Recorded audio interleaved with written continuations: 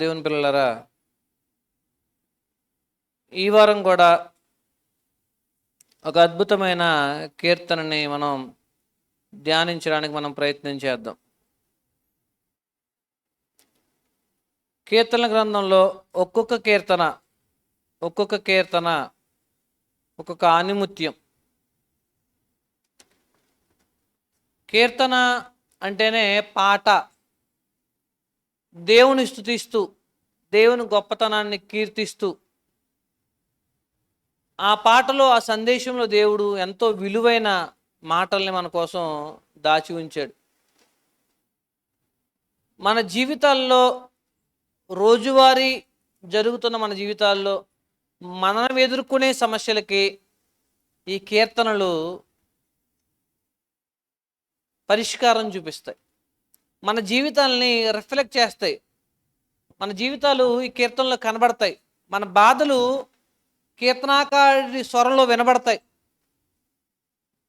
దేవుడు చేసిన సహాయం, దేవుడి మీద ఆధారపడితే జీవితం ఎలా ఉంటుందో ఈ కీర్తన గ్రంథంలో ఒక్కొక్క కీర్తనని ధ్యానించడం వల్ల మనకి అర్థం అవుతూ ఉంటుంది. మరి ఈరోజు కూడా కీర్తన గ్రంథం 91వ కీర్తనని ధ్యానించడానికి మనం ప్రయత్నం చేద్దాం. కీర్తన 91. ప్రతి కీర్తన దేనికదే ప్రత్యేకమైంది. ఈ 91వ కీర్తన ఇది కూడా ప్రత్యేకమైన సందేశాన్ని కలిగి మనలను అందరినీ బలపరిచేది, దేవుని వైపు తిరిగేలా మనల్ని మార్చగలిగే శక్తివంతమైన కీర్తన 91వ కీర్తన. ఈ కీర్తనలో ఏముంది అంటే 16 వచనాలు ఉన్నాయి. ఈ కీర్తనలో ఎన్ని వచనాలు ఉన్నాయి? 16 వచనాలు ఉన్నాయి. దీనిని ఎవరు రాశారు అని అంటే 90వ కీర్తన రాసినప్పుడు ఒక ఆయన పేరు ఉంది చూడండి. 90వ కీర్తన ఎవరు రాశారంట? మోషే గారు రాశారు. ఇది కూడా మోషే గారు రాశారని ఎక్కువ మంది అనుకుంటారు, అవకాశం ఉందని. అయితే మనకి సరైన ఆధారం లేదు. అయి ఉండొచ్చు, కాకపోయి ఉండొచ్చు. ఎవరు రాశారనే దానికంటే దాంట్లో ఏముంది, రాసిన ఆయన అనుభవాలు ఏంటి, మనమే నేర్చుకోవాలి, దేవుడు ఎలాంటి వాడు, దేవుని మీద ఎలా ఆధారపడవచ్చో అనే విషయాలు మాత్రం స్పష్టంగా కనబడతాయి. రాసిన ఆయన ఎవరో పేరు తెలియదు, కానీ ఆయన వ్యక్తిత్వం ఇక్కడ మనకు కనబడుతుంది, ఆయన విశ్వాసం మనకు కనబడుతుంది. కాబట్టి ఈ కీర్తన 91వ అధ్యాయంలో ఉన్న 16 వచనాలని 3 భాగాలుగా చేద్దాం. 1-2 వచనాల్లో కీర్తనాకారుని స్వీయ అనుభవం, ఆయన సాక్ష్యం ఏం చెప్తున్నాడు. 1-2 వచనాలు చదవండి. కీర్తన గ్రంథం 91వ అధ్యాయం మొదటి 2 వచనాలు.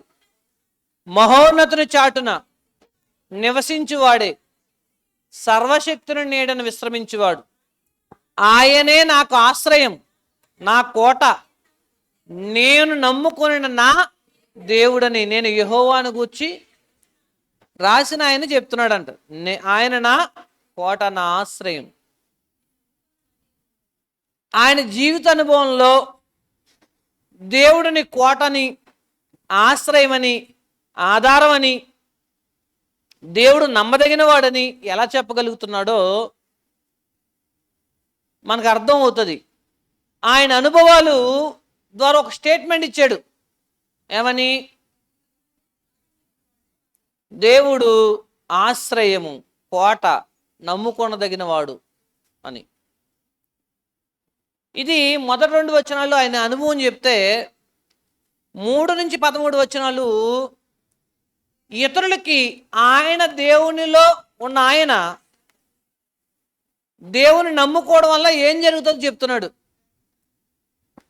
దేవుని మీద ఆధారపడితే, దేవుని మీద విశ్వాసం ఉంచితే నీ జీవితం ఎలా గడపగలవో, ఆయన ఏ విధంగా సహాయం చేస్తాడో 3-13 వచనాలు చెప్పాడు. ఆయన అనుభవాన్ని బట్టి ఒక సాక్ష్యం ఇచ్చాడు మొదటి 2 వచనాల్లో. మిగతా వచనాల్లో ఇతరులకు చెప్తున్నాడు, ఇదిగో దేవుడు ఇటువంటి వాడు అని. అప్పుడు 14-16 వచనాల చివరిలో దేవుడు స్వయంగా మాట్లాడుతున్నాడు. స్వయంగా దేవుని వాగ్దానాలు ఒకటి కనబడతాయి మనకి. ఒకటి, దేవుణ్ణి అనుభవపూర్వకంగా తెలుసుకున్న వ్యక్తి ఈ కీర్తన రాశాడు. ఆ రాసిన ఆయన దేవుడు ఎటువంటి వాడో చెప్తున్నాడు. 2, తన అనుభవం చెప్పిన తర్వాత ఇతరులకు చెప్తున్నాడు, ఇదిగో అటువంటి దేవుణ్ణి నువ్వు నమ్ముకో, అటువంటి దేవుణ్ణి ఆశ్రయించు అని.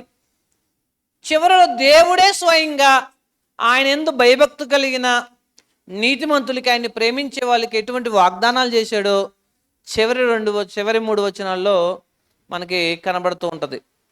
అయితే ఒక్కొక్క భాగాన్ని వివరంగా నేర్చుకోవడానికి మనం ప్రయత్నం చేద్దాం. ఇక్కడ 3 స్వరాలు ఉన్నాయి, 3 మాటలు ఉన్నాయి. ఒకటి కీర్తనాకారుడి మాట, కీర్తనాకారుడు ఇతరులకు చెప్తున్న మాట, దేవుడు ఆయన్ని ప్రేమించిన వారికి చెబుతున్న మాటలు, వాగ్దానాలు. మొదటిగా కీర్తనాకారుని స్వీయ అనుభవం ఏంటో చూద్దాం. ఒకటి, ఫస్ట్ మాట, మహోన్నతుని చాటున నివసించువాడే, సర్వశక్తుని నీడను విశ్రమించువాడు. ఆయనే నాకు ఆశ్రయము, నా కోట, నేను నమ్ముకున్న నా దేవుడని యెహోవాను గూర్చి చెబుచున్నాను. నివసించుట అంటే అర్థం ఏంటో తెలుసా? స్థిరముగా ఒక చోట ఒకే స్థితిలో కొనసాగుడు. మీరు ఎక్కడ నివసిస్తున్నారంటే మీ ఊరి పేరు చెప్తారు, అదే ఊరిలో చాలా కాలం ఉంటున్నారు. నివసించడం అనే పదానికి అర్థం ఏంటంటే సంచారం చేయడం కాదు. ఒక చోట నుంచి ఇంకొక 2-3 రోజులు ఎక్కడ, 2 రోజులు అక్కడ అలా ఉంటుంది, ఏం కాదు, నివసించడం కాదు. మీరు ఎక్కడ ఉంటున్నారు అంటే మనం ఎల్లప్పుడూ ఎక్కడ ఉంటామో అది నివాసం. రెగ్యులర్గా ఏ ప్రాంతంలో ఉంటామో, ఏ ఇంట్లో ఉంటామో, ఏ ప్రదేశంలో ఉంటుంది మన నివాసం. స్థిరంగా ఒకే చోట ఒకే స్థితిలో కొనసాగడం. మహోన్నతుని చాటున నివసించువాడే అంటే దేవుని చాటున, దేవుని నీడలో, దేవుని సన్నిధిలో నివసించడం అంటే గుర్తుపెట్టుకోండి, ఈ కీర్తనలో చెప్పిన మాటలు, దేవుడు చేసిన వాగ్దానాలన్నీ కూడా స్థిరమైన భక్తి జీవితాన్ని కొనసాగించే వాళ్ళకి మాత్రమే. దేవుడు అంటే ఒక ఇంట్లో ఉంటూ కొన్ని రోజులు 6 నెలలు అక్కడ, 6 నెలలు ఇక్కడ, 7 నెలలు ఇక్కడ, 2-3 రోజులు అక్కడ ఇలా ఉంటే అది నివాసం అని ఎలా అనరు? దేవుని దగ్గర నివసించడం అంటే, దేవుని ఆశ్రయించడం అంటే స్థిరత్వం. పరిస్థితులు ఎలాగున్నప్పటికీ కూడా దేవుళ్ళో విశ్వాసాన్ని కొనసాగించడం స్థిరత్వం, అది నివసించడం. విశ్రమించుట, విశ్రమించుట అంటే అర్థం ఏంటి? నివాసం యొక్క అసలైన ఉద్దేశం ఏంటి? ఎందుకు మీకు ఇల్లు కట్టుకోవాలని చాలామంది కల. నేను అంటూ ఉంటాను, ఇల్లు కట్టుకొని ఇంట్లో ఎంతసేపు పడుకుంటారు? ఇంట్లో ఎంతసేపు పడుకుంటారు? ఎంతసేపు ఉంటారు ఇంట్లో? ఎంతసేపు ఉంటారు అసలు? మనం పడుకునే గది ఎంత ఉంటుంది, ఆ మంచం ఎంత ఉంటుంది, దానికోసం ఇంత లక్షల కోట్లు ఖర్చు పెట్టేసి ఇల్లు కట్టుకుంటూ ఉంటారు. చాలామందికి ఒక సెంటిమెంట్, ఇల్లు బాగుండాలి, ఎలా ఉండాలి, ఎలా ఉండాలి కదా, కట్టుకోవడం తప్పు కదా. నా ఉద్దేశం ఏంటంటే, దాని అసలు ఉద్దేశం టైల్స్ వేసామా, లేకపోతే దాంట్లో ఇవి పెట్టామా కాదు. అది విశ్రాంతిని ఇవ్వాలి, నీకు భద్రతని ఇవ్వాలి. అక్కడ పడుకుంటే హ్యాపీగా నిద్ర రావాలి. ఇంట్లోకి వచ్చి నన్ను ఎవరో పాములు వచ్చి కాటేయవు అనే భద్రత ఇవ్వాలి ఇల్లు. క్రూర మృగాలు దాడి చేయవు అనే భద్రతనే ఇవ్వాలి ఇల్లు. సో విశ్రమించడం అక్క నివాసం అక్క అసలు ఉద్దేశం ఏంటంటే విశ్రాంతి. దేవుడు మనకు నివాసం అయితే, దేవుళ్ళో నువ్వు స్థిరంగా కొనసాగితే ఏం పొందుతావు? విశ్రాంతి పొందుతావు. మహోన్నతుని చాటును నివసించువాడే ఆయన నీడను విశ్రమించగలుగుతాడు. ఇల్లు ఎందుకు కావాలి అంటే విశ్రాంతి కోసం. నీకు చక్కగా పని చేసుకుని వస్తాం, ఇది నా గది, నా ఇల్లు, శుభ్రంగా ఫ్యాన్ వేసుకుని, ఏసీ వేసుకుని శుభ్రంగా పడుకుంటాం. అదే అందుకోసమే కదా ఇల్లు. ఆ ఇల్లు అది ఇవ్వలేనప్పుడు మనకేముండదు, మన విశ్రాంతి ఉండదు, ఆనందం ఉండదు. దేవుడి గురించి చెప్తున్నాడు భక్తుడు ఏమని? ఆయనలో నువ్వు కొనసాగు, స్థిరంగా కొనసాగు. దేవునిలో నీ జీవితాన్ని కొనసాగించు. ఏం పొందుతావు? విశ్రాంతి పొందుతావు. మనకి అనుభవం ఉందా? మహోన్నతుడైన దేవుని సన్నిధిలో నిరంతరం జీవించేవాడు సర్వశక్తుడైన దేవుడు అనుగ్రహించే విశ్రాంతిని అనుభవిస్తాడు. నిజంగా మన జీవితాల్లో విశ్రాంతిని అనుభవిస్తున్నావా? లేదు. ఎవరిని కదపండి, అన్ని కంప్లైంట్స్, అన్ని ఇబ్బందులే, అన్ని బాధలే. ఎవరికైనా ఎందుకు ఉంటున్నాయి? ఎందుకు మన జీవితంలో ఏదో ఒక ఇబ్బంది మనల్ని బాధ పెడుతుంది? ఏదో లోటు, కొంతమందికి లోటు, కొంతమందికి లోట్లు, కొంతమందికి పోట్లు, తర్వాత కొంతమందికి చేట్లు, అంటే రకరకాల పరిస్థితులు. సమస్య ఏంటి అంటే, గుర్తుపెట్టుకుని దేవుడు నమ్మదగిన వాడు. సమస్య మన దగ్గరే ఉంది. దేవుణ్ణి ఆశ్రయించట్లా, దేవునిలో విశ్వాస జీవితాన్ని క్రమంగా కొనసాగించట్లా. దేవుని సన్నిధిలో నిరంతరం జీవించి విశ్రాంతిని అనుభవించి, ఈ అనుభవించినోడు ఏం చెప్తాడో చూడండి. ఈ అనుభవం ఉన్నవాడు మాత్రమే తన భక్తిని నిరంతరం కొనసాగించేవాడు మాత్రం ఎలా చెప్పగలడు? ఏమని చెప్పగలుగుతాడు తెలుసా? దేవుడు నా ఆశ్రయము, నా కోట, నేను నమ్మిన ఆ దేవుడు. మీరు మన సమస్యల గురించి చెప్పుకున్నంతగా నేను ఖచ్చితంగా చెప్పగలను ఎవరికైనా, మన బాధల గురించి ఇతరులకు చెప్పుకున్నంతగా దేవుడి గురించి చెప్పుకోమను. మన బాధల గురించి ఇతరులకు చెప్పుకున్నట్టుగా, నాకు తలపోటు, ఆ పోటు, ఈ పోటు, ఆ బాధలు, ఈ బాధ, ఇవి చెప్పుకున్నట్టుగా దేవుడి గురించి చెప్పుకోం.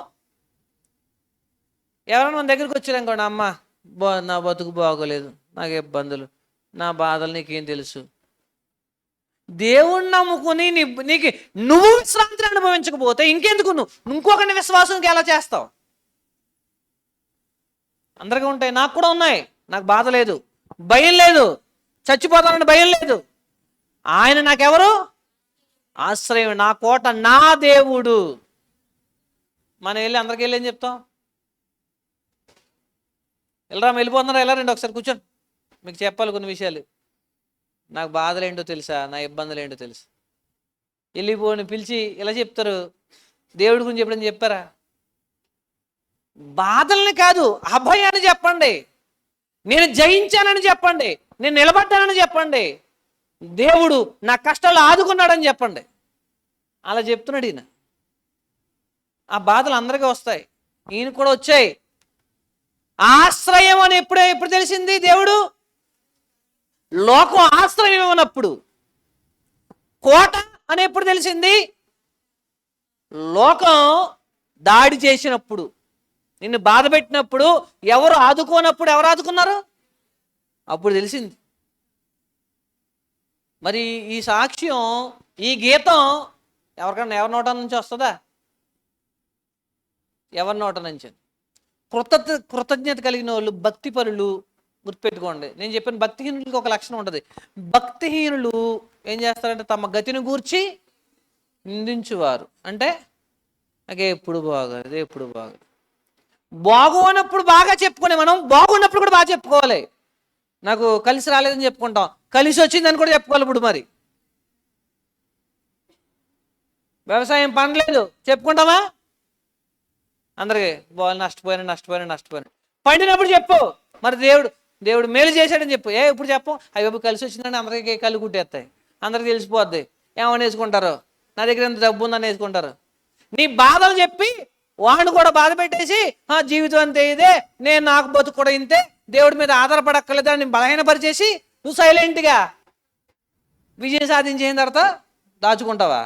బాధల్ని బయటికి, విజయాల్ని లోపల కాదు. బాధల్ని లోపల, విజయాల్ని బయటికి ప్రకటించాలి. కానీ మనోళ్ళు రివర్స్. వాస్తవానికి బాధలు చెప్పుకుంటాం, మన మానవ నైజం కదా అది. మనం ఓకే, మన మానవ బలహీనతలు అంగీకరించవచ్చు. అయితే నేను మాట చెప్తున్నాను, అట్ ద సేమ్ టైం ఆ గుణం ఉంది మనకి. చెప్పండి, నా దేవుడు నన్ను ఆదుకున్నాడు. చనిపోతాను అనుకున్నాను, ఈ లోకం నా మీద దాడి చేసింది, ఆయన నాకు కోటగా ఉన్నాడు, ఆశ్రయంగా ఉన్నాడు. అసలు ఎవరు పట్టించుకున్నప్పుడు, నిజంగా మీకు విషయం తెలుసా, ఎవరు పట్టించుకోకపోయినా, జార్జ్ ముల్లర్ అనే ఒక ఆయన అనాథ పిల్లలకి భోజనం పెట్టడానికి నిశ్చయించుకున్నాడు. ఆయన ప్రార్థన చేసుకున్న స్టార్టింగ్, నేను ఎవరి మీద ఆధారపడిన, దేవుడి మీద ఆధారపడతాను అని. ఓ రోజు ఏం జరిగిందంటే, పిల్లలందరూ భోజనం కూర్చోమన్నాడు. ప్రార్థన చేయండి దేవుడికి కృతజ్ఞతగా. అప్పుడు రొట్టెలు లేవు, పాలు లేవు. రొట్టెలు పాలు ఇచ్చేవారు అప్పుడు. అప్పుడు ఏం జరిగిందంటే, రాత్రి పొద్దున్న ఒక ఆయన బేకరీ ఆయన వచ్చి రొట్టెలు పట్టుకొని ఇచ్చేసాడు. అన్నాడు, రాత్రి అంటే నాకు నిద్ర పట్టలేదండి, ఏదో మనశాంతిగా లేదు, మీకు రొట్టెలు ఇవ్వాలని తలంపు వచ్చింది, నాకు పట్టుకొచ్చేయని ఇచ్చేయండి అని. రొట్టెలు వచ్చేసినాయి.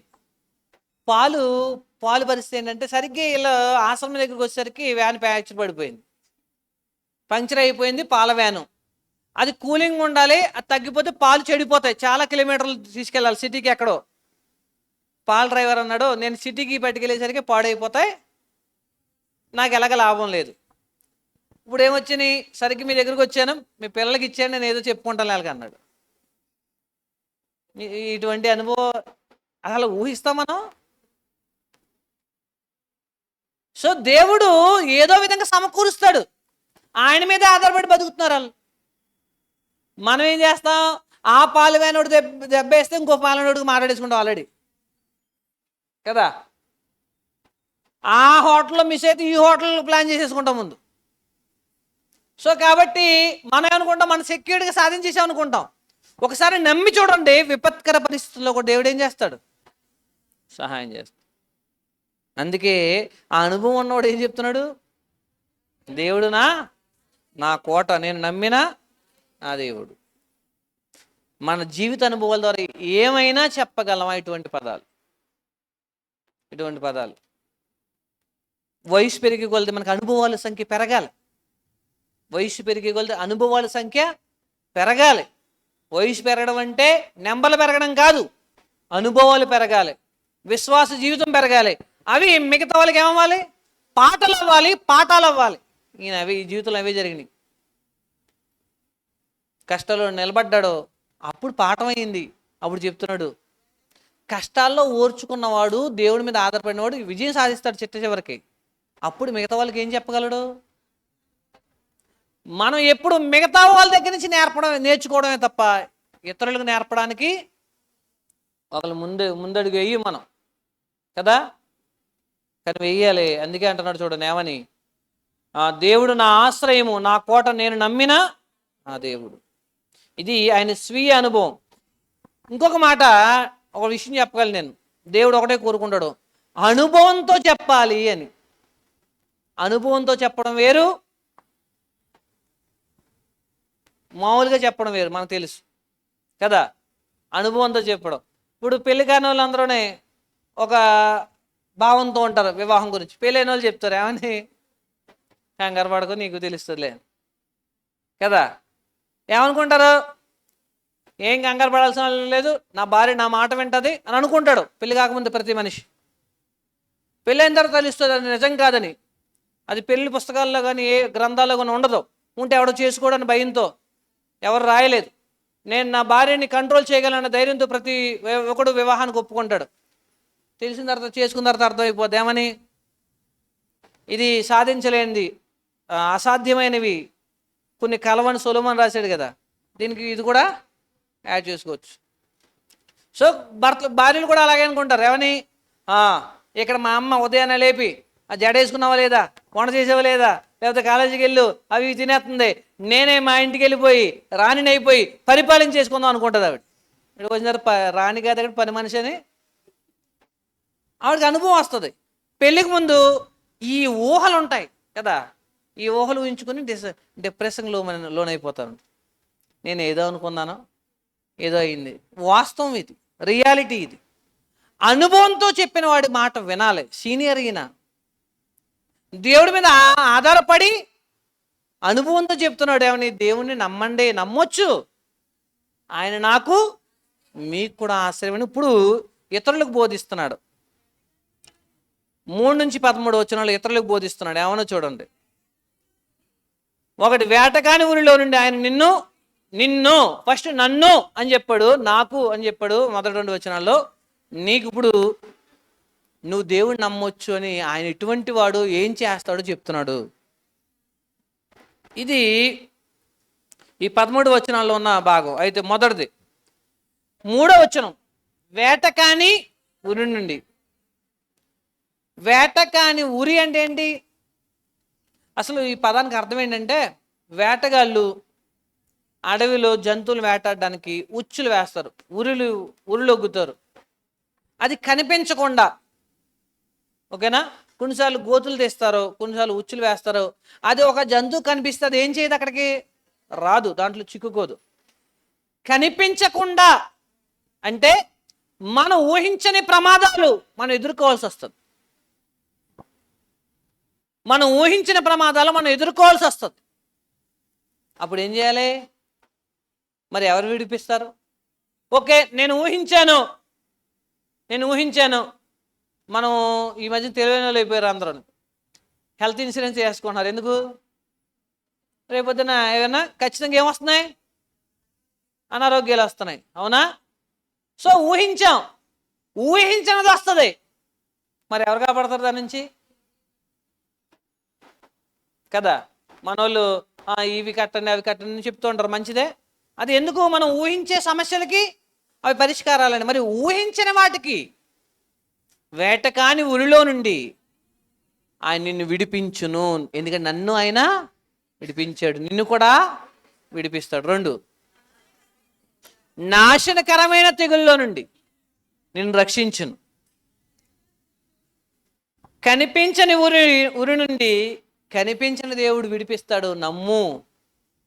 నశింపజేసే తెగులు పని నశింపజేయడం. నువ్వు దేవుడిని నమ్మితే ఆయన పని ఏంటి? రక్షింపజేయడు. నశింపజేసే తెగులు వస్తుందనే భయం ఉందా నీకు? రక్షించే దేవుడు ఉన్నాడన్న నమ్మకం ఉండాలి, ధైర్యం కావాలి. ఆయన ఎందు విశ్వాసం ఉంచిన వాడిని కాపాడుకుంటాడు, ఆయన నమ్మదగిన వాడు. 3వ వచనం ఏం చెప్తుందంటే, మనకి కనిపించే విషయాలు మాత్రమే కాదు, కనిపించకుండా మన మీద కుట్రలు ఉంటాయి, కనిపించకుండా మనకు జరగవలసిన ప్రమాదాలకి స్కెచ్లు ఉంటాయి, ఓకేనా? మనకి సంబంధం లేని విషయాల్లో మనల్ని ఇన్వాల్వ్ చేసి, బుక్ చేసి, బాధ పెట్టాలని, ఇబ్బంది పెట్టాలని చేసే ప్రయత్నాలు ఉంటాయి. అప్పుడు మరి నీకు తెలియదు కదా, నీకు అంత అవగాహన లేదు కదా, నీ వెనకాల జరుగుతున్న కుట్ర నీకు తెలియదు కదా, మరి ఏం చేయాలి? ఎవరు నేను కాపాడతారు? అందు కనిపించని వేటగాని ఉరి మనల్ని ఎలాగైనా బాధ పెట్టాలని, టార్గెట్ చేయాలని మనుషులు ఉంటారు. భయపడాల్సిన అవసరం లేదు, ఆయన ఏం చేస్తాడు? విడిపిస్తాడు. 4వ వచనం చూడండి. ఆయన రెక్కలతో నిన్ను కప్పును, ఆయన రెక్కల క్రింద నీకు ఆశ్రయం దొరుకును. ఆయన సత్యము కేడుమును డాలునై ఉన్నది. ఒకసారి దీని అర్థం ఏంటి చెప్తాను నేను. రెక్కలు అనగానే మనకి ఎవరు గుర్తొస్తారు? పక్షులు, ముఖ్యంగా కోడి. ఎందుకంటే దేవుడు యేసుప్రభు ఒకసారి 23 మత్తయి సువార్త 23:37లో ఏమని మాట్లాడుతున్నాడు చూడండి.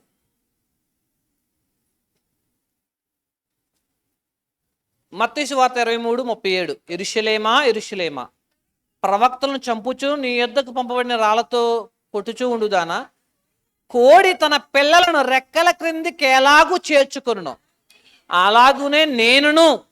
దేవుడేమంటున్నాడు? నేను కూడా ఎలాగా? కోడి యొక్క రెక్కలు ఏం చెప్తా? తన పిల్లలకి ఏమిస్తాయి? ఆశ్రయం ఇస్తాయి. కోడి పిల్లలు బయటికి వెళ్ళి వేటాడుతుండే ఆహారం వెతుక్కుంటూ ఉంటాయి. వాళ్ళకి గెద్దలు వస్తాయని భయం ఉండాలిగా. ఎందుకు ఉండదు తెలుసా? పట్టుకోవడానికి వచ్చిన గ్రద్దకే కాదు రెక్కలు, మా అమ్మకు కూడా రెక్కలు ఉన్నాయి. ఆ రెక్కలున్నాయన్న ధైర్యంతో వీళ్ళు ఏం చేస్తాయి? ఇవి అక్కడక్కడ తిరిగి అమ్మ పక్కన వెళ్ళి మేతం వేస్తూ ఉంటాయి.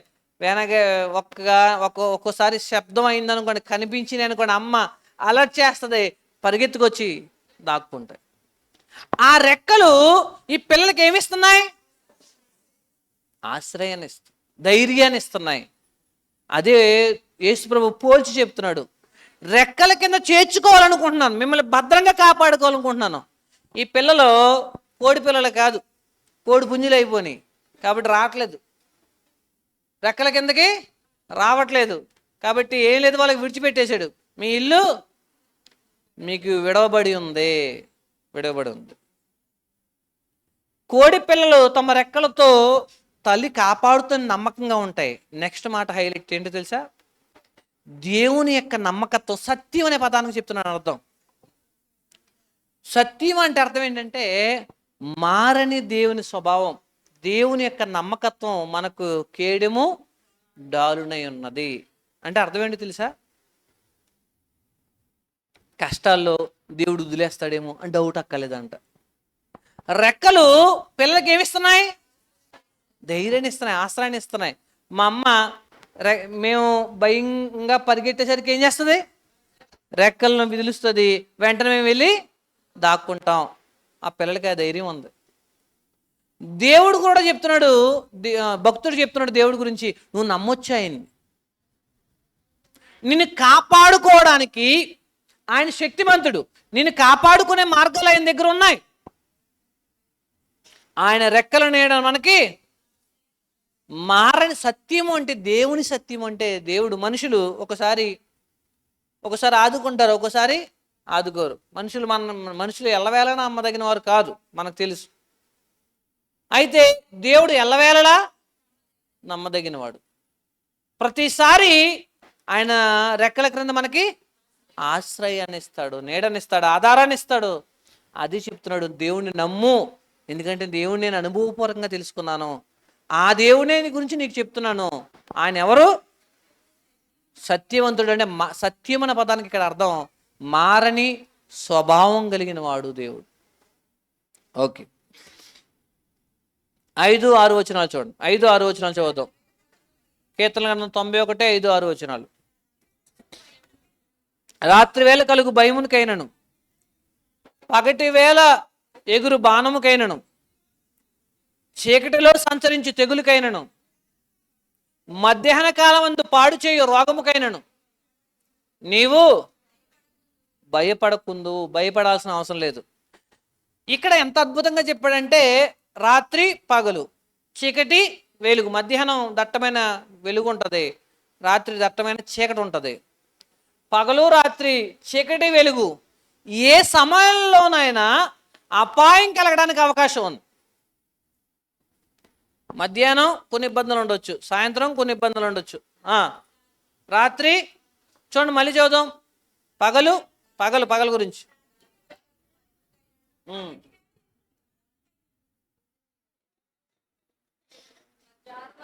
పగటి వేళ కలుగు బాణం. పగలు బాణాలు అంటే కనిపిస్తుంది మనకి.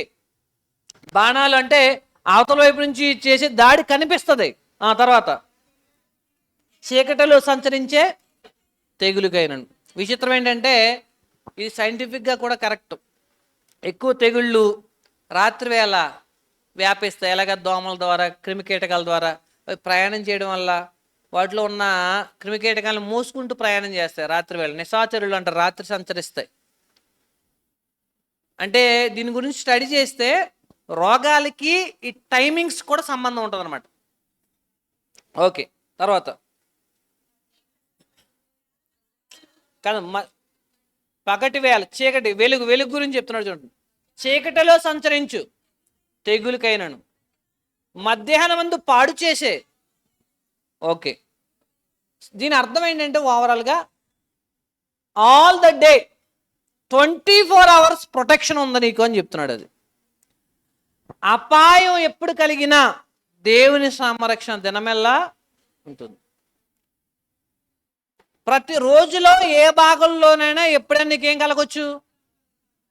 రోగాలు నీ మీద దాడి చేయొచ్చు, శత్రువులు దాడి చేయొచ్చు, ప్రమాదాలు దాడి చేయొచ్చు. అనుకునే ఊహించనివి రోజులో ఏ క్షణమైనా జరగవచ్చు. అయితే నీకు దేవుని సంరక్షణ దినమెల్లా ఉంటుంది. దినమెల్లా ప్రమాదాలకు అవకాశం ఉంది. అట్ ద సేమ్ టైం దినమెల్లా ఆయన సంరక్షణ మనకుంటుంది. ఏ దాడి చేయడానికైనా దేవుడు, ఏ దాడి చేయడానికైనా, ఏదైనా ఏ రోగమైనా, ఏ ఇబ్బంది అయినా, ఏ ప్రమాదమైనా దాడి చేయడానికైనా అవకాశం ఉంది. దేవుడు సంరక్షణ లేని సమయం ఉండదు. అది పాయింట్. అంటే దేవుడు కాపాడలేని, ఒకవేళ మధ్యాహ్నం వచ్చేస్తాడు, మధ్యాహ్నం ఆయన కాపాడుతాడు, ఉదయం కాపాడుతాడు, సాయంత్రం కాపాడుతాడు, రాత్రి కాపాడుతాడు. ఇది ఆయన చెప్తున్నాడు. అంటే అన్ని వేళలకి అన్ని రకాల ప్రమాదాలకు అవకాశం ఉంది.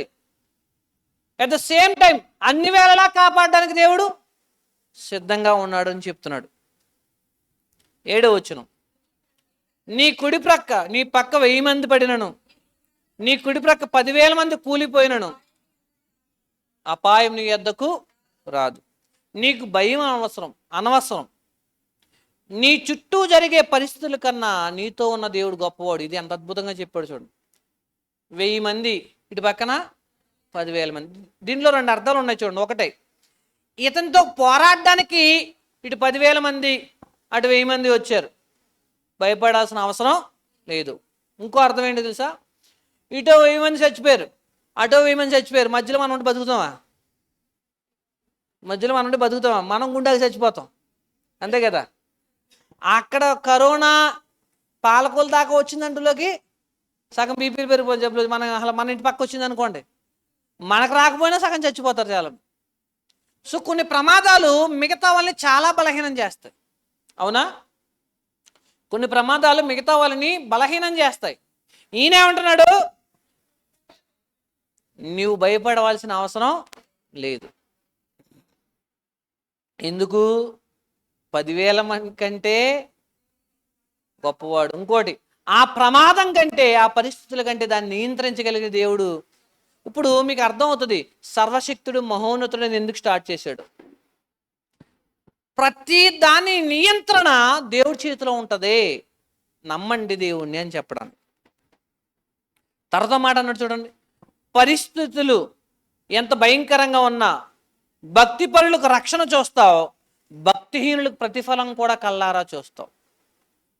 మళ్ళీ చెప్తున్నాను, కొన్ని పరిస్థితులు మనం నమ్మడానికి అవకాశం ఉండదు. కొన్ని పరిస్థితుల నుంచి మనం బయటపడతామని మనం అసలు ఊహించాం. మన అవిశ్వాసానికి కారణం ఏంటంటే చుట్టూ ఉండే పరిస్థితులు. దేవుణ్ణి నమ్ము. 2 విషయాలు గ్యారెంటీ చెప్తున్నాడు. దేవుణ్ణి నమ్ము. ఒకటే, భక్తి పరులకి రక్షణను చూస్తావు, భక్తిహీనులకు ప్రతిఫలం కూడా చూస్తావు. కన్నులారా దేవుడు చేసే మేలుని అనుభవిస్తావు, కన్నులారా భక్తిహీనులు పడిపోవడాన్ని, నాశనం అయిపోవడాన్ని కూడా చూస్తాం. కాబట్టి దేవుణ్ణి నమ్ము అనే విషయాన్ని స్పష్టంగా చెప్తున్నాడు. 9-10 వచనాల్లో ఏం చెప్తున్నాడు చూడండి. మళ్ళీ ఈ విషయాన్ని ఇంకోసారి రిపీట్ చేస్తున్నాడు. ప్రారంభంలో ఏం చెప్పాడు కదా అదే విషయాన్ని, అదే విధంగా దీనికి ఇంకో అర్థం కూడా అని చెప్తాను చూడండి.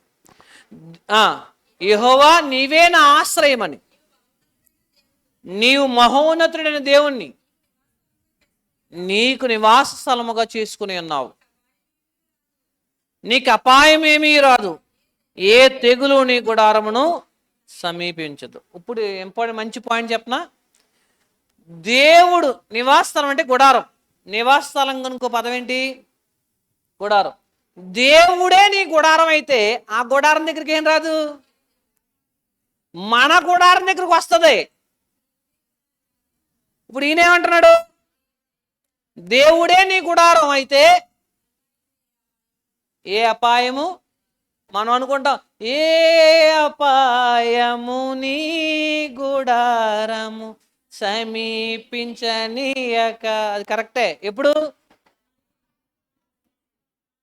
ఫస్ట్ మాట, ఆయన మన గుడారం అయితే, ఆయన మన నివాస స్థలం అయితే, మన ఇంటికి రావడానికి అది ప్రయత్నం చేస్తుందేమో కానీ దేవుడే మనకు ఆశ్రయం అయితే, దేవుడే మనకు గుడారం అయితే, దేవుడే మనకు విశ్రాంతినిచ్చే, మనల్ని ఆదుకునే నివాస స్థలం అయితే ఆ గుడారం దగ్గరికి ఏం రాదు, ఏ అపాయము రాదు. ఇప్పుడు కాబట్టి మనం గుర్తుపెట్టుకోవాల్సింది ఏంటంటే మన జీవితంలో విశ్వాసాన్ని, భక్తిని స్థిరంగా కొనసాగించాలి. మన పరిస్థితులు మనల్ని ఇబ్బంది పెడుతున్నా, మనకు అవకాశాలు లేకపోతున్నా, ఏ పరిస్థితినైనా భక్తి చేయడానికి, ఇంకో విషయం భక్తి చేయడానికి, అదేవిధంగా కొనసాగడానికి దేవుణ్ణి ఒకే విధంగా ఎల్లప్పుడూ నమ్మడానికి వెనకడుగు వేయకూడదు. ఎందుకంటే ఆయన ఎవరు? నమ్మదగిన దేవుడు. తర్వాత నెక్స్ట్ ఇంకొక ఆశీర్వాదం ఉంది ఆయన నమ్మిన వాళ్ళకి. 11-12 వచనాలు చెప్తున్నాడు. ఏంటో చూడండి. నీ మార్గములన్నిటిలో నిన్ను కాపాడుకొనుటకు ఆయన నిన్ను గూర్చి తన దూతలకు ఆజ్ఞాపించును. నీ పాదములకు రాయి తగలకుండా వారు నిన్ను తమ చేతుల మీద ఎత్తి పట్టుకొందురు. ఇది ఈ వచనం చూడండి ఒకసారి జాగ్రత్తగా వినండి. కీర్తనలో రాయబడిన మాటలు విశ్వాసులకు జీవితంలో దేవుడు చేసే మేలుడు. మార్గాల్లో నువ్వు ప్రయాణం చేస్తూ ఉంటే దేవుడు నిన్ను గూర్చి ఆజ్ఞాపించును. ఇక్కడ చూడండి, దేవుడు ఆజ్ఞాపిస్తాడంట, అంటే దేవుడు కేర్ తీసుకుంటాడు. ఓకే, నువ్వు భయపడవలసిన అవసరం లేదు. ఆయన నిన్ను కాపాడడానికి ఎవరిని ఏర్పాటు చేశాడు? దూతల్ని ఏర్పాటు చేశాడు. వారు ఏం చేస్తారంట? నీ పాదాలకు రాయి తగలకుండా. ఇప్పుడు కీర్తనలను కానీ దేవుని మాటలను కానీ ఎలా అర్థం చేసుకోవాలి, ఎలా అర్థం చేసుకోకూడదు అనే విషయాన్ని మనం యేసు ప్రభు మాటల్లో నేర్చుకుందాం. ఓకే, దీని అర్థం ఏంటి? మనం బిల్డింగ్ మీద జంప్ చేసాం అనుకోండి. దేవుడు కీర్తన 91వ కీర్తన మీద నేర్చుకున్నాం. ఏమన్నాడు? నీ పాదాలకు రాయి తగలకుండా ఆయన దూతలు ఏం చేస్తారు? ఎత్తి పట్టుకుంటారు. చెక్ చేద్దామని సరే బిల్డింగ్ ఎక్కి దూకారనుకోండి, గ్యారంటీ చెప్తున్నాను పోతారు. కాళ్ళు చేయి ఇరిగిపోతాయి, లేకపోతే మినిమం కాళ్ళు చేయకపోతుంది, ప్రాణాలనే పోతాయి. ఓకేనా? మరి ఎందుకు దేవుడు ఏమైనా అబద్ధం చెప్పాడా? అదే అపవాది వాక్యాన్ని అపార్థం చేయించి చాలామంది క్రైస్తువులు మోసం చేస్తారు. యేసుక్రీస్తు దగ్గరికి వెళ్ళి ఇదే రెఫరెన్స్ చేశాడు యేసుప్రభుకి. వినండి, అపవాది వాక్యాన్ని యేసుప్రభు మీద ప్రయోగించాడు. ఏమన్నా చూడండి, మత్తయి సువార్త 4వ వచనంలో స్వయంగా అపవాది యేసుప్రభుని శోధించినప్పుడు కీర్తనలు 91:11 ఉన్న మాటను ఉపయోగించి ఏమన్నాడు? ప్రభువా, దేవుని కుమారుడా, ఇప్పుడే కదా మీ నాయన దేవుడు ఏం చెప్పాడు? ఈయన నా ప్రియకుమారుడు అని బాప్తిసంలో చెప్పాడు కదా. ఆ ప్రియకుమారుడు అని నీవు ఈ కొండ మించి దూకు, ఎందుకంటే నీ తండ్రి మాట ఇచ్చాడు, వాగ్దానం చేశాడు, దూతల్ని పంపిస్తాడంట. తెలుసు కదా నీకు, కీర్తన గ్రంథం చదివేవు కదా, దూతలు పంపిస్తాడు కదా. ఒకసారి జంప్ చేయి, దూకే అన్నాడు. మీకు అర్థమైందా? అంటే ఏం చేయడానికి? శోధించడానికి. నువ్వు నమ్ముతావా మీ దేవుణ్ణి? నమ్మకం ఉందా నీకు అని విశ్వాసం మీద దాడి చేయడానికి ప్రయత్నం చేశాడు. విశ్వాసము ఉండాలి దేవుడి మీద, సరైన విశ్వాసం ఉండాలి. మూఢనమ్మకం, గుడ్డి నమ్మకం ఉండకూడదు. మీకు అర్థమైందా? ఏం చేయకూడదో చెప్తున్నాడు యేసుప్రభు. చూడండి, మన మార్గాల్లో దేవుని సంరక్షణ దూతల ద్వారా ఉంటుంది. అయితే కావాలని దేవుణ్ణి శోధించడానికి ఎటువంటి ప్రయత్నం చేయకూడదు. మీకు అర్థమైందా?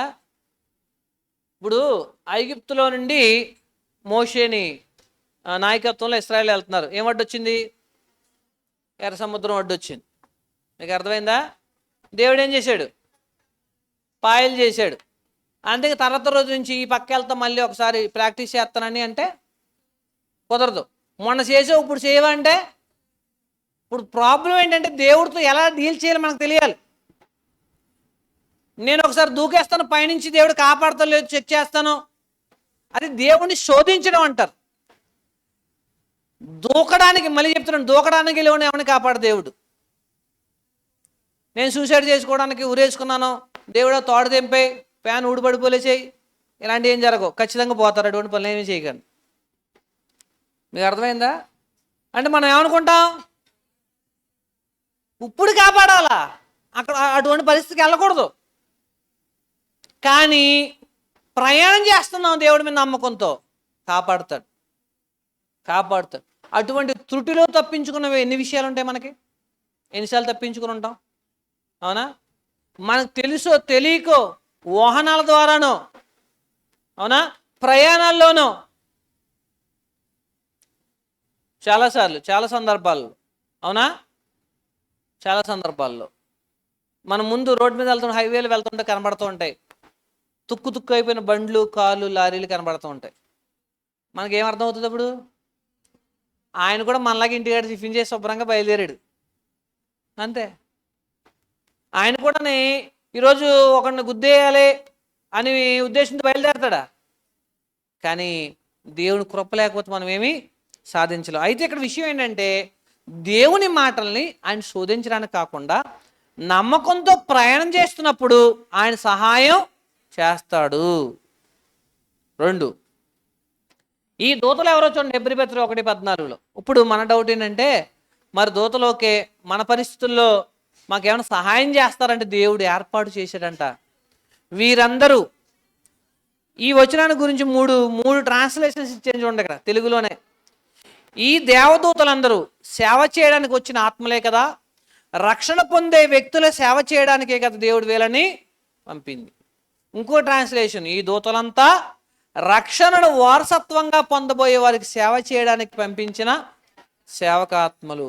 మీరు చదివే ట్రాన్స్లేషన్ ఏంటంటే, వీరందరూ అంటే దేవదూతలందరూ రక్షణని స్వాస్థ్యం పొందబో వారికి పరిచారం చేయుటకే పంపబడిన సేవకులైన. నిజంగా దేవుడు అసలు దేవదూతల సంరక్షణ మనకు కొంత తెలుసా మీకు? దేవదూతల సంరక్షణ మనకు కొంత తెలుసా మీకు? ఇప్పుడు తెలియదు, ఎప్పుడైనా ప్రమాదం నుంచి బయటపడ్డప్పుడు తెలుస్తుంది. మన వాళ్ళు అంటారు లేచిన వేళ మంచిది అయిందంట. ఒకడంటాడు పొద్దున్న ఎవరి మొహం చూసేవో అద్దంలో నీ మొహం నువ్వు చూసుకుని ఉంటావు, అంతేనా? ఇటువంటివి చెప్తారు కథలో. కానీ అసలు విషయం వాస్తవానికి జరిగింది ఏంటో తెలుసా? దేవదూతల ద్వారా దేవుడు మనల్ని ఏం చేశాడు? సంరక్షణ. చాలాసార్లు నేనే చాలా విషయాలు ఫేస్ చేస్తాను ప్రమాదాలని. త్రుటిలో తప్పించుకున్న వింటాయి ప్రమాదాలు. విత్ ఫ్రాక్షన్ ఆఫ్ సెకండ్స్లో అయిపోతాం అని అనుకుంటాం. దేవుడు అద్భుత రీతిగా కాపాడుతుంటాడు ప్రయాణాల్లో, అవునా? అనేక విషయాలు జరుగుతూ ఉంటాయి. అప్పుడు మనకు అర్థమవుతుంది, మన తెలివితేటల వల్ల, మన బండిని బ్యాలెన్స్ చేయడం వల్ల, మన బండి స్ట్రాంగ్గా ఉండడం వల్ల ఏమీ జరగల. ఏం జరిగినాయి? దేవుని సహాయం వల్ల మాత్రమే మనం ఏం చేయగలుగుతాం? బ్రతికి బట్టగట్టగలుగుతాం. నెక్స్ట్ 13వ వచనంలోకి రండి.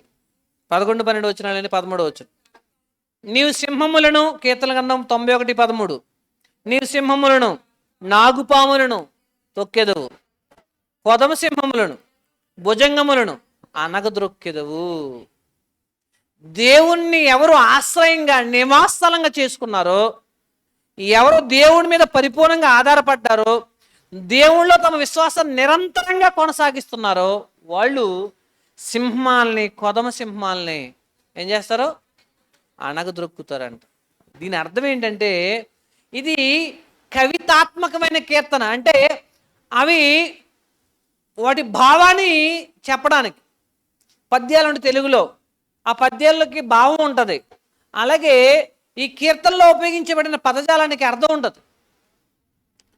కొదమ సింహం అంటే, నాగుపాము, కొదమ సింహాలు అంటే అర్థం ఏంటంటే బలమైన శత్రువులు. సింహాలంటే పాములు, భుజంగాలు అంటే సర్పాలు భయంకరమైన శత్రువులు. నువ్వేమీ భయపడకు, నీ జీవితంలో ప్రయాణం చేయి. సింహాలు అంటే నీకంటే బలమైన శత్రువులు నీ మీద దాడి చేసిన నువ్వేం చేస్తావు? విజయం సాధిస్తావు.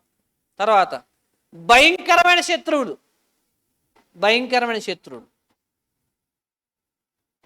ఒక భక్తుడి జీవితంలో ఏం జరిగిందంటే, అతను అనాగరికుల మధ్య సేవ చేస్తున్నాడు. సేవ చేస్తుంటే ఆ ప్రాంతంలో అడవిలో ఉండే నరమాంస భక్షకులు ఈ పాస్టర్ గారిని వాళ్ళ ఫ్యామిలీని ఈరోజు తినేది డిన్నర్, మా డిన్నర్ వెళ్ళే అని వాళ్ళ డిన్నర్ టైంకి వెళ్ళారు.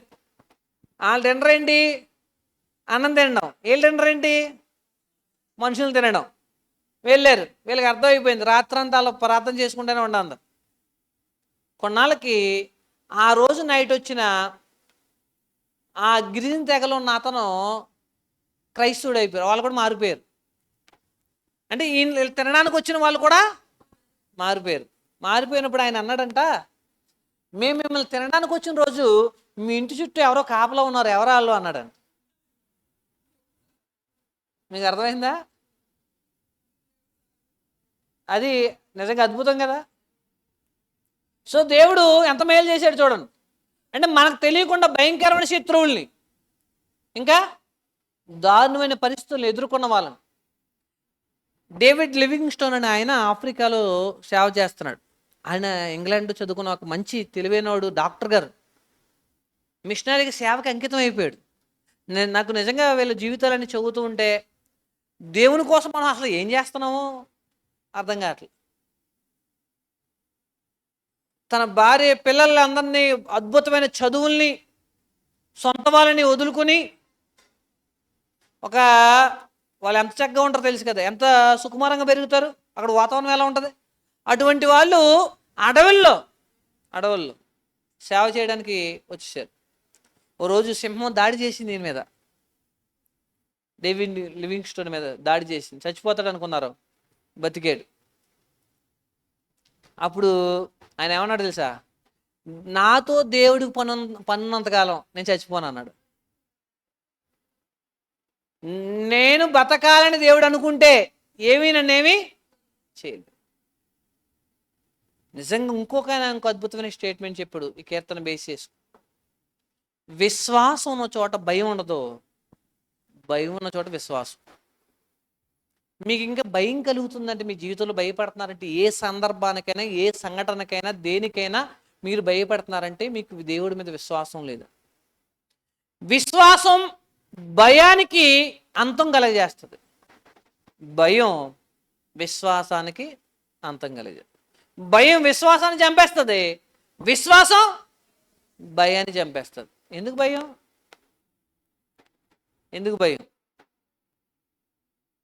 మనం అంటూ ఉంటాం ఏమని, భయం మనకు ఎప్పుడు భయం వేస్తుంది? నాకు యాక్సిడెంట్ అయింది 10th క్లాస్లో, కాలు ఇరిగిపోయినప్పుడు నన్ను చూడడానికి వచ్చారు. చూడడానికి వచ్చిన వాళ్ళతో అప్పుడు నాకు అప్పుడు 10th క్లాస్లో నేను అప్పుడు వాళ్ళతో చెప్పాను, నేను నవ్వుతూ పలకరించాను. వాళ్ళు వచ్చి కుర్రోడు ఈ వయసులో ఎలా అయిపోయింది, కాలు ఇరిగిపోయింది అని బాధపడుతున్నారు. అప్పుడు ఆయన అంటున్నాడు, వెళ్తా అన్నాడు, నేనేదో మిమ్మల్ని ఓదార్చడానికి వస్తే నువ్వు మమ్మల్ని ఓదార్చేవని. అప్పుడు నాకు అంత అవగాహన లేకపోయినా, అంత పరిపక్వత లేకపోయినా ఒకటి తెలుసు, ఈ పెద్ద విషయాలు ఏమీ కాదు. రంపాలతో కోయబడ్డం కంటే కాలిరిగిపోవడం పెద్ద విషయం ఏమీ కాదు. దేవుని కోసం రాళ్ళతో కొట్టబడి చంపబడ్డం కంటే చిన్న చిన్న దెబ్బలు తగిలి బయటపడడం పెద్ద విషయం ఏమీ కాదు. ఆ చచ్చిపోయే వాళ్ళు అప్పుడు ఎవడు ఏడవలేదు, స్టెఫెను చంపుతున్నందుకు ఏడవలా, స్టెఫెను చంపుతున్నందుకు ఏడవలా, యేసు ప్రభు తను చంపేస్తున్నందుకు బాధపడలా. వీళ్ళ పరిస్థితి ఏంటి? ఆయనకి పరలోకం సేపు వెళ్ళిపోదు. మన జీవితంలో మనం బాధపడడానికి చెప్తున్నాం, మన కన్నీళ్ళకి చాలా వెయిట్ ఉండాలి. మనం ఏడ్చామంటే గొప్ప విషయమై ఉండాలి, మన కన్నీళ్ళకి చాలా విలువ ఉండాలి. ప్రతి దానికి మనం బాధపడకూడదు. దేవుడు ఉన్నాడు. ఆ కన్నీళ్ళు ప్రపంచానికి కనిపించకూడదు, దేవుడి సన్నిధిలోనే కుమ్మరించాలి. దేవుడి సన్నిధిలో కుమ్మరిస్తే కొలిచి వెయిటేజ్ ఇస్తాడు. మనుషుల దగ్గరికి వచ్చామనుకో, కన్నీళ్ళు కాచామనుకోండి, చులకన అయిపోతాం. అవునా? చులకన అయిపోతాం, చిన్నపోతాం, తక్కువగా అనుకుంటారు. వీళ్ళు ఇంత వీక్ మైండ్ సెట్ ఏంటి అనుకుంటారు. మీకు దేవుడి సన్నిధిలో కాచే కన్నీళ్ళు ఏం చేస్తాడు? మన కన్నీళ్ళను ఆయన కవిలిలో రాసి ఉంచుతాడు. దానికి వెయిటేజ్ ఉంది. పరిశుద్ధుల కన్నీళ్ళకి, ప్రార్థనలకు వెయిట్ ఉంది. ఆ విలువ కొలవబడుతుంది, దానికి తగ్గట్టు ప్రతిఫలం ఇవ్వబడుతుంది. కాబట్టి దేవుడు మనకు ఒక వాగ్దానం చేశాడేమని, అందుకే క్రొత్త నిబంధన క్రైస్తవులుగా మనకు ఒక మాట చెప్పాడు. ఏంటో చూడండి త్వరగా, రోమపత్రిక 16:20లో సర్పాలనే కాదు ఘట సర్పాన్ని కూడా తొక్కేస్తారు మీరు అన్నాడు. చూడండి, సమాధానకర్తయ్యకు దేవుడు సాతానును మీ కాళ్ళ కింద శీఘ్రముగా చితక త్రొక్కించును. సాతాను చితక త్రొక్కబడాలంటే, సాతాను మనం తొక్కాలంటే మనకేముండాలి తెలుసా? అసలు మనం ఏమనుకుంటాం, నేను సాతాను చితక తొగ్గలనండి. అసలు సాతాన్ అంటే ఎన్ని తలలు, ఎన్ని కొమ్ములు, అంత భీకర ఆకారాన్ని నేనేమి జయించగలను అనుకుంటా. దేవుడు ఏమంటున్నాడు, శీఘ్రంగా చితక. ఎలాగ? సింపుల్గా ఒక విషయం చెప్తున్నాను. అసలు సాతానుకి మన సీక్రెట్ తెలుసు, మనకి మన బలహీనత ఏంటో సాతానికి తెలుసు, మన బలం ఏంటో మనకు తెలియట్లా. మన బలం ఏంటంటే దేవుడి మీద నమ్మకం, విశ్వాసం. అది ఉన్నంతసేపు సాతాను కూడా ఓడిపోతూనే ఉంటాడు. అందుకే సాతాను అగ్నిబాణాలు దేని మీద వేస్తాడంట? అగ్నిబాణాలు మన మీద వేస్తారు కదా, దాని నుంచి కాపాడుకోవడానికి దేవుడు ఒకడు ఉపయోగించమన్నాడు, విశ్వాసం అనే డాలు. ఇప్పుడు అర్థమైంది మీకు? విశ్వాసం అనే డాలు ఏం చేస్తుంది? అపవాది అగ్నిబాణాలను ఆర్పేస్తుంది. సో విశ్వాసం ఉండడం వల్ల, నమ్మకం ఉండడం వల్ల సాతాన్ని ఓడించగలుగుతాం. జ్ఞానం ఉండడం వల్లనో, కసరత్తులు చేయడం వల్లనో కాదు. అందుకే దేవుడు చెప్తున్నాడు ఏమని, ఆయన మీద ఆధారపడిన వాడు విజయం సాధిస్తాడు. ఆఖరికి ఎవరిని కూడా ఓడిస్తాడు? సాతానుని కూడా. సాతానుని చితక త్రొక్కే అంత స్థాయికి మనం ఎదగలమా? అది పెద్ద కష్టమైన విషయమేమి కాదు. ఇంకోటి ఆలస్యం అవుతుందేమో, ఒక 30 సంవత్సరాల అనుభవం తర్వాత నేను సాధించగలుగుతానేమో అంటలే దేవుడు. శీఘ్రముగా అంటే అర్థమేంటి? వెంటనే త్వరలోనే చేయగలుగుతాడు దేవుడు. మన చేత్తోనే తొక్కిస్తాడంట, మన కాళ్ళ కిందే సాతాను తొక్కిస్తాడు. నువ్వు ఓడిపోతున్నావు, నిన్ను అందరూ వదిలేశారు, నువ్వు చచ్చిపో, నీ బతికేందుకు, నీ జీవితానికి అర్థం లేదు, ఇవన్నీ వినబడుతూ ఉంటాయి మనకి. ఏమి వినబడుతూ ఉంటాయి? వినబడుతున్నాయంటే ఎవరి స్వరం ఇది? సాతాను గడి స్వరం. దేవుడి స్వరం ఏమంటుంది? ధైర్యంగా ఉండు, బలపడు, నమ్ము, కొద్ది కాలమే, కొద్ది కాలం. చిన్నప్పుడు పిల్లలు పోల్చుకుంటూ ఉంటారు, నేను పొట్టుగా ఉన్నాను, అటు పొడుగు అయిపోయాడు అని బాధపడుతూ ఉంటారు. అలాగే ఉండిపోయారా? కొంత సమయం తర్వాత మార్పులు జరుగుతాయి. మనం ఈ సీక్రెట్ అంటే ఈ చిన్న లాజిక్ మర్చిపోతాం. ఈ రోజులాగే ఉండదు. ఇప్పుడున్న పరిస్థితి ఎప్పుడూ కొనసాగదు. మరి నా రాతని, నా భవితని ఎవరు మారుస్తారంటే, గీతలో ఏం మార్చో, జ్యోతిషకులు ఏం మార్చరు, ఇక్కడ పోతున్నాం అక్కడ కడితే ఏం మారదు, వాస్తులు ఏమి మార్చో. ఏం మారుస్తుందంటే దేవుని మీద స్థిరమైన విశ్వాసం మాత్రమే మన జీవితాలు మార్చగలుగుతుంది. Next, last but not least, చివరిలోకి వచ్చాం. 14-16 వచనాల్లో ఇటువంటి మనుషులందరికీ, విశ్వసించిన మనుషులకి దేవుడే స్వయంగా ఏమని వాగ్దానం చేస్తున్నాడు చూడండి. ఒకటి, ఇక్కడ 7 వాగ్దానాలు ఉన్నాయి. దేవుడు ఆయన ఆశ్రయించిన వారిని ఏమంటున్నాడు చూడండి. మొదటిది, అతడు నన్ను ప్రేమించుచున్నాడు గనుక నేను అతన్ని తప్పించెదను. ఇప్పటి వరకు వినండి, ఇప్పటి వరకు అనుభవంతో కూడిన మన కీర్తనాకారుడు ఆయన ఎవరైనా సరే దేవుని అనుభవపూర్వకంగా తెలుసుకుని ఆయన చెప్పాడు, ఆయన విశ్వాసులకి చెప్పాడు, విన్నాం. ఆయన అనుభవాన్ని చెప్పాడు. దేవుడు ఎటువంటి వాడో నమ్మండి అని విశ్వాసులకి చెప్పాడు. ఇప్పుడు మీకు ఇంకా నమ్మకం కలగడానికి దేవుడే స్వయంగా చెప్తున్నాడు. ఏమని? అతడు నన్ను ప్రేమించుచున్నాడు గనక ఇతను. దేవుని 7 వాగ్దానాలు చూడండి. నెంబర్ 1, నేను అతన్ని తప్పించేదను. మనం తప్పించుకోలేం, అయిపోయాం అనుకుంటాం. దేవుడు ఏమంటున్నాడు? ఆయన్ని ప్రేమించే వారిని తప్పించేదను. నెక్స్ట్, అవమానాలు ఎదుర్కొన్నానని నువ్వు అనుకుంటే ఆ చోటే ఘనపరిచే దేవుడు.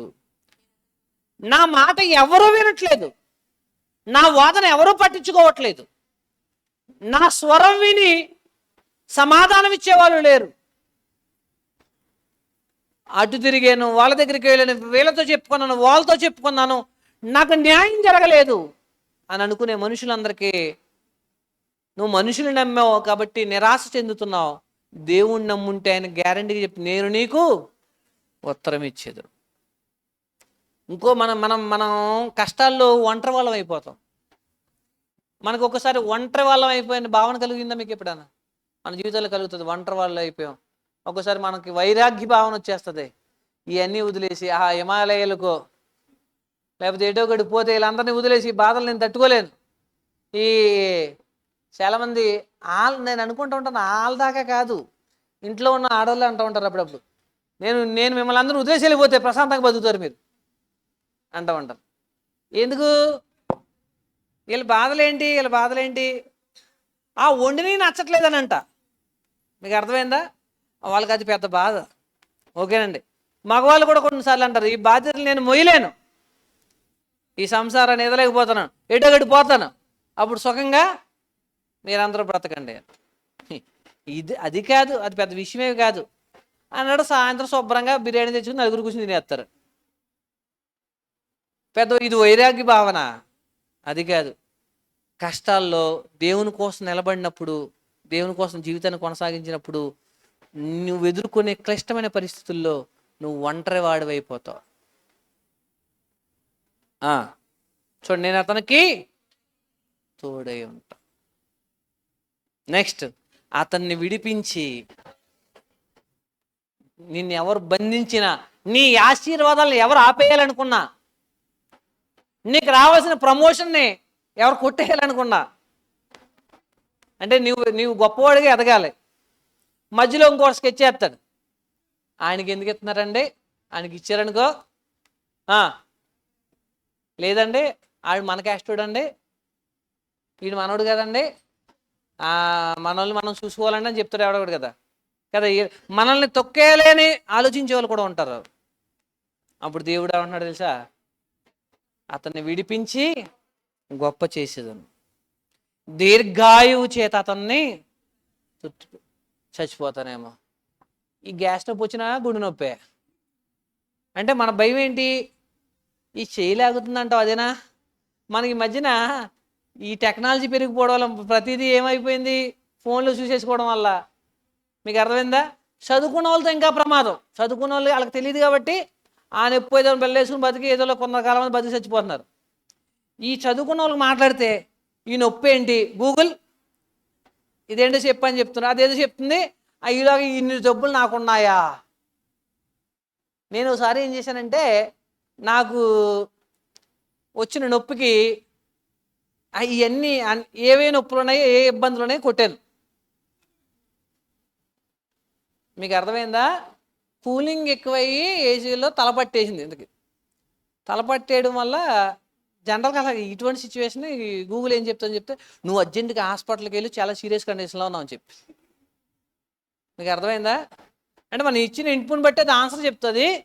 ఇది ఇప్పుడు ఇప్పుడు బాగానే ఉన్నాను కదా, ఇప్పుడు వెళ్ళాలా లేదు డౌట్ వస్తుంది కదా. నేను ఎందుకు ఈ మాట చెప్తున్నానంటే, చావు భయం మనకు ఉండకూడదు. ఈరోజు కాకపోతే రేపొద్దునైనా చనిపోతాం. దేవుడి మీద ఆధారపడు. ఆయన అవసరమైతే నీకు దీర్ఘాయువును కూడా అనుగ్రహించి తృప్తిపరుస్తాడు. ఎక్కువ కాలం బ్రతకడం అనేది మన చేతుల్లో లేదు. మీకు విషయం చెప్తున్నాను, ఆరోగ్యం మన చేతుల్లో ఉంటుంది కానీ ఆయుష్ మన చేతుల్లో ఉండదు. అయితే ఆయుష్ దేవుడు మనకి ఇవ్వాలనుకున్నాడు కూడా ఇస్తాడు. దేవుడు కుదిలేయండి అది.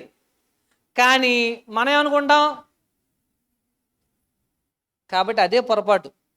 దేవుడు వాగ్దానం చేశాడు, నువ్వు నమ్ము, ఆయుష్ గురించి నువ్వేమీ బాధపడకు, చచ్చిపోతాను 10 సార్లు అనకండి. 10 సార్లు అనుకుంటే 11వ సారి ఖచ్చితంగా చచ్చిపోతారు.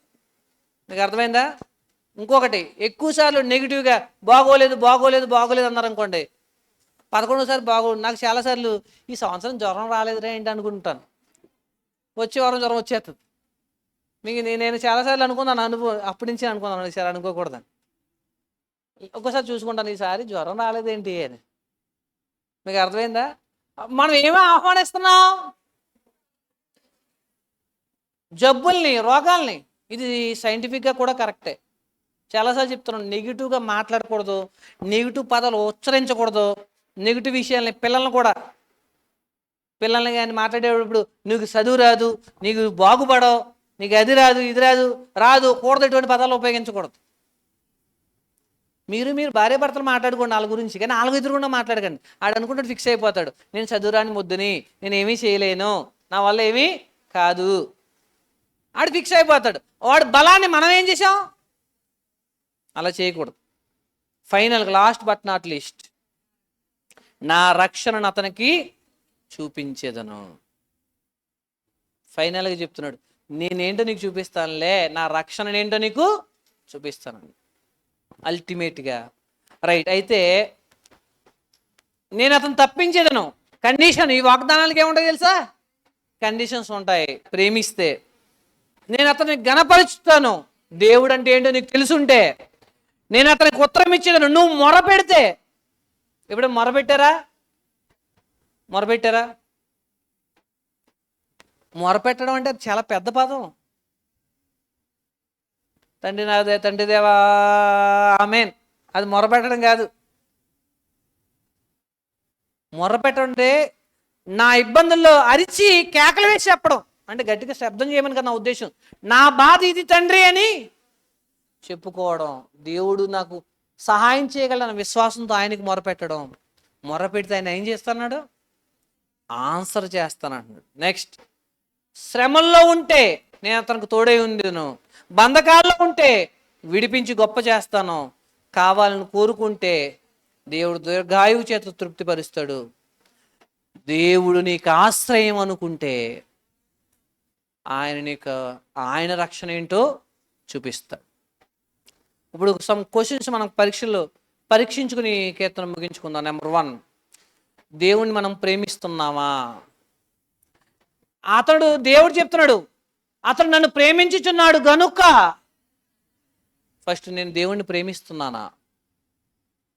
భక్తి జీవితాన్ని నిరంతరాయంగా కొనసాగిస్తున్నానా? గుర్తుపెట్టుకోండి, కొన్ని రకాల మతాల్లో కొంతమంది సీజన్ వారీగా భక్తులు చేస్తారు. దేవుడికి సీజన్ వారీగా భక్తి కాదు, నిరంతరం భక్తి చేయాలి. ఈ 40 రోజులు, ఈ 30 రోజులు, ఈ 10 రోజులు, ఈ 50 రోజులు కాదు కావాల్సింది. దేవుడికి నిరంతరం భక్తిని కొనసాగించాలి. తర్వాత, దేవుని ఎరిగి ఉన్నావా? ఆయన నమ్మదగిన వాడు, ఆయన నమ్ముకోవచ్చు, ఆయన మోసం చేయడు. ఇప్పుడు దేవుడికి మొరపెట్టారా? ప్రార్థన చేస్తున్నారా? మన విజ్ఞాపనలు దేవుడికి తెలియజేస్తున్నారా? విజ్ఞాపనలు తెలియజేస్తున్నారు. మనకి ఆగస్టు నుంచి ఒకటి అప్డేట్ చేద్దాం. ఉపవాస ప్రార్థన కొంతమంది రావట్లేదు. అదే సమయంలో ఇక్కడ రాకపోయినా, ఒకవేళ రాలేకపోయిన వాళ్ళు ఎవరంటే, ఇంటికాడైనా అదే అమలు చేయండి. ఈసారి ఖచ్చితంగా ఇంటికాడైనా సరే రాలేకపోయిన వాళ్ళు దాన్ని అమలు చేయండి. ఆ సమయాన్ని కేటాయించండి. ఆ సమయంలో నేను అక్కడైనా ప్రార్థించండి. ఆ రోజైనా కాసేపు భోజనం మానేసి ఏం చేయండి? మొరపెట్టండి. ఇటువంటి అవసరం. ఎందుకు మన జీవితంలో విశ్రాంతి లేకుండా పోతుంది? అలసిపోతున్నాం మనం చాలాసార్లు. కోట ఆశ్రయంగా అండగా ఆయన ఉన్నా కానీ అలసిపోతున్నావంటే అర్థం ఏంటి?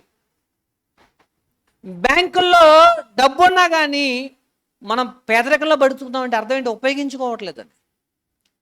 అన్ని పథకాలు ఉన్నా కానీ ఇంకా పేదవాడిగానే ఉన్నామంటే ఉపయోగించుకోవట్లేదని.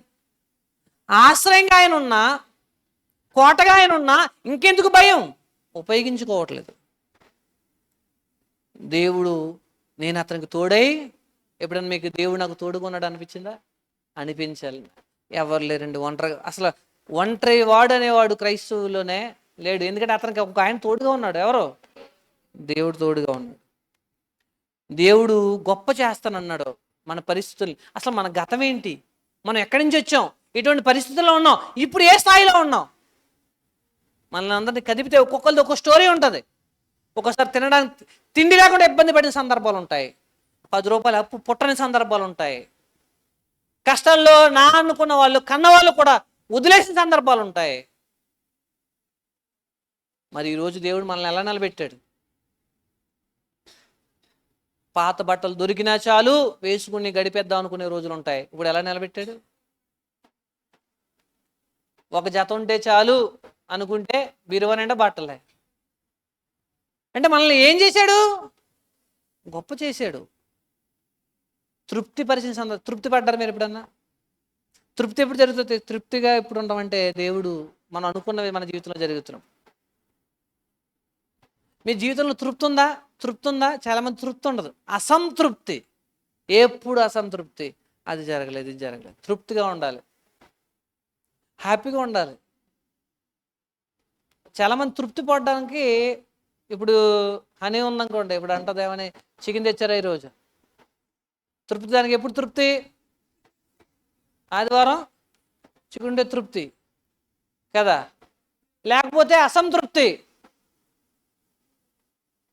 చికెన్ కాదు, అసలు అన్నం దొరికిందా, తినగలుగుతున్నా, తింటే అరిగిందా, అది తృప్తి కదా. నిజంగా నేను నేను నేను జీవితంలో ప్రతి విషయంలో తృప్తిగా ఉంటాను. నేను అనుకున్నది చదువుకున్నాను, నేను ఏం చదువుకోవాలని కాదు చదువుకున్నాను, ఏం జాబ్ చేయాలని కాదు జాబ్ చేస్తున్నాను, సేవ చేయాలనుకున్నాను సేవ చేస్తాను, తర్వాత ఎవరిని పెళ్లి చేసుకోవాలనుకున్నానో అలా పెళ్లి చేసుకున్నాను, ఏం కొనుక్కోవాలనుకున్నానో అది కొనుక్కున్నాను. ప్రతి విషయంలో తృప్తిగా ఉన్నాను. తర్వాత నాకు ఇప్పుడు ఉన్న ప్రతి విషయంలో కూడా తృప్తిగానే ఉన్నాను, నాకేం అసంతృప్తి లేవు. నాకు అవి ఇవి అప్పులు గిప్పులు అని ఉంటాయి పోతాయి, కానీ తృప్తి అనేది ఉన్న విషయంలోనే. కొంతమంది ఇల్లు గురించి చెప్తారు, ఇల్లు మా ఇల్లు కట్టుకోవచ్చు, కానీ నేను చాలా తృప్తిగా ఉన్నాను. ఇల్లు గురించి తృప్తిగా ఉన్నాను, సరిపోదా? మా వాళ్ళందరూ కామెంట్లు చేస్తూ ఉంటారు, కొంతమంది ఉన్నారులే మా ఇంటి గురించి. ఓకే, అది భద్రతనిస్తుంది, తృప్తిగా ఉంది శుభ్రంగా. ఇంకేం కావాలి? పూరి గుడిసు కూడా తృప్తిగా ఉంటుంది, తృప్తి పడే గుణం మనకుంటే. లేకపోతే చలవరాతి మేడలు కూడా తృప్తినివ్వవు. నిజంగా దేవుడు మళ్ళీ చాలా విషయాలు తృప్తిపరిచాడు, అవునా? ఇంకో తృప్తి మర్చిపోయాను, ఏంటి తెలుసా? అమ్మాయి అబ్బాయి. ఇప్పుడు ఒకవేళ అట్లా లేకపోయినా ఇట్లా ఏమైనా బాధ, కొంతమంది నన్ను అంటారు చాలా బెస్ట్ అని. ఆ విషయంలో కూడా ఏమైపోయింది? తృప్తి. సో నేను విషయం చెప్పమంటారా, నేను పొందిన వాటిలో దేవుడు నన్ను తృప్తిపరిచాడు. అది మన విషయంలో కూడా. మీరు అనుకున్నవి కొనుక్కొని ఉండొచ్చు, కట్టుకుని ఉండొచ్చు, పొందుకొని ఉండొచ్చు, చదువుకొని ఉండొచ్చు, దేవుడిని అడిగినవి దేవుడు మీకు అనుగ్రహించాడు, వాటిలో తృప్తి పొందారా? తృప్తి పొంది సంతోషంగా ఉన్నారా? ప్రార్థన చేసుకుందాం. అయితే ఒక మాట ఏం చేద్దాం? ఫైనల్గా దేవుని రక్షణనే కల్లారా చూశారా చాలా పరిస్థితుల్లో. ఇప్పుడు చెబుదాం ఏమని, మన భక్తుడు చెప్తున్నట్టుగా ఏమని, మొదటి వచనం, మహోన్నతుని చాటున నివసించువాడే సర్వశక్తిని నీడను విశ్రమించువాడు. ఇప్పుడు చెప్పండి అందరూ, ఆయన నా ఆశ్రయము, నా కోట, నేను నమ్ముకుని నా దేవుడు. ఇటు నమ్మకంతో హ్యాపీగా ఉందో, ఎంతో జీవితం లేదు, కొద్ది జీవితకాలం ఉంది మనకి, హ్యాపీగా సంతోషంగా ఉన్న దాంతో తృప్తి పొందుతూ దేవుడు మనకి చాలా ఇచ్చాడు. మనకి నిజంగా చాలా అదృష్టవంతులు మనం. ఇరాన్ వాళ్ళని అడగని చెప్తారు, మిగతా దేశం వాళ్ళని అడగని చెప్తారు వాళ్ళు ఎంత బాధల్లో ఉన్నారు, మిగతా ప్రాంతాల వాళ్ళని అడగని చెప్పండి ఎన్ని బాధల్లో ఉన్నారు. నిజంగా మనం చాలా అద్భుతమైన సౌకర్యాలను అనుభవిస్తున్నాం. ఇంకా తృప్తి లేకపోతే ఏంటి? ఇంకే తృప్తి లేకపోతే ఏంటి? కాబట్టి ప్రియమైన దేవుని పిల్లలారా, దేవుణ్ణి ప్రేమిద్దాం. దేవుడు నమ్మదగినవాడు. అట్టి కృపను మనం అందరం పొందుకున్నాం. ఇంకా అట్టి విశ్వాసంలో ఎదగాలని కోరుకుంటూ ముగిస్తున్నాను. ప్రార్థన చేసుకుందాం. పరలోకమందున మా తండ్రి, ఈ 91వ కీర్తనని ధ్యానించడం ద్వారా దేవా, ఈ 91వ కీర్తన ద్వారా భక్తుడు రాసి ఇచ్చిన ఈ మాటల ద్వారా మేము ఎంతో బలపడ్డాం. అవును తండ్రి, మీలో నిరంతరంగా మా విశ్వాసాన్ని కొనసాగిస్తే మీ నీడనే విశ్రమించగలమని, మిమ్మల్ని ఆశ్రయించిన వారు విశ్రమిస్తారని, విశ్వసించిన వారు తండ్రి మీ నమ్మకత్వాన్ని, మీ గొప్పతనాన్ని కల్లారా చూస్తారని, మీ రక్షణ కల్లారా చూస్తారని మేము నేర్చుకున్నాం.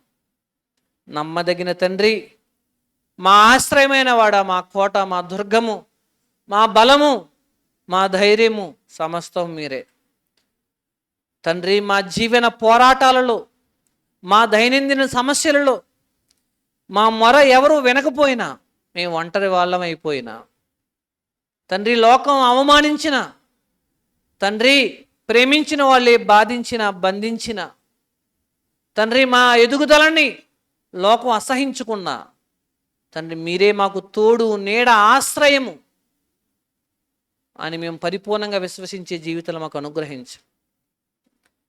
విశ్వాసం ద్వారా విజయాలు సాధించిన వారి ప్రత్యక్ష సాక్ష్యం మాకుంది, వారి అనుభవాలు మాకున్నాయి. ప్రత్యేకంగా మీరు చేసిన వాగ్దానాలు తండ్రి, మీరే స్వయంగా నేను అతన్ని ప్రేమించుచున్నాను, ఆయన మిమ్మల్ని విశ్వసించిన వారిని మీరు ప్రేమిస్తారని, తప్పిస్తానని, తండ్రి హెచ్చిస్తానని, గొప్ప చేస్తానని, రక్షిస్తానని మీరు చేసిన వాగ్దానాలను బట్టి మీకు స్తోత్రాలు.